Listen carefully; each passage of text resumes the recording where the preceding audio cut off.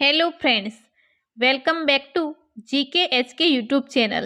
તો આજે આપણે આ વિડીયોમાં ગુજરાતના ઇતિહાસનો એક મહત્ત્વનો ટોપિક એટલે કે 19મી સદીમાં નવજાગૃતિ માટે થયેલા સામાજિક અને ધાર્મિક આંદોલનો ગુજરાતના સંદર્ભમાં એની પ્રશ્નોત્તરી જોવાના છીએ કે જેમાંથી પરીક્ષાઓમાં વારંવાર પ્રશ્નો પૂછાતા હોય છે। તો આ વિડીયોમાં અંત સુધી બની રહેશો।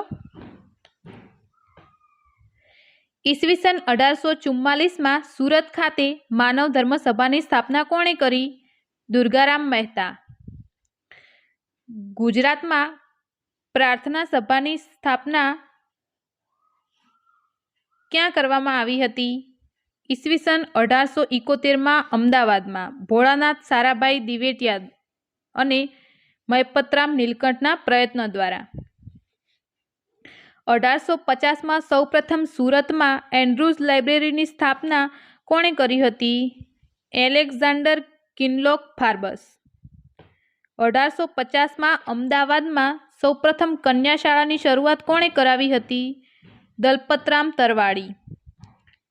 સુરત ખાતે હિતેચ્છુ સ્વદેશી મંડળીની સ્થાપના કોના દ્વારા કરવામાં આવી હતી? નર્મદ। ગુજરાતમાં સૌપ્રથમ અનાથ આશ્રમની શરૂઆત કોણે કરી હતી? મયપતરામ રૂપરામ નીલકંઠ। સ્વતંત્રતા અખબારનું પ્રકાશન કોણે ક્યાંથી કર્યું? સુરતથી ઈચ્છારામ દેસાઈએ। સ્ત્રી બોધ નામનું વર્તમાન પત્ર કોણે ચલાવ્યું હતું? કરસનદાસ મૂળજીએ। નિરાધાર સ્ત્રીઓ માટે મુંબઈમાં સેવા સદનની સ્થાપના કોના દ્વારા કરવામાં આવી હતી? બહેરામજી મલબારી। ઠક્કર પાપા દ્વારા ભીલ સેવા મંડળની સ્થાપના ક્યાં કરવામાં આવી હતી? દાહોદમાં। જ્યોતિ સંઘ નામની સંસ્થાની શરૂઆત કોના દ્વારા કરવામાં આવી હતી? મૃદુલાબહેન સારાભાઈ।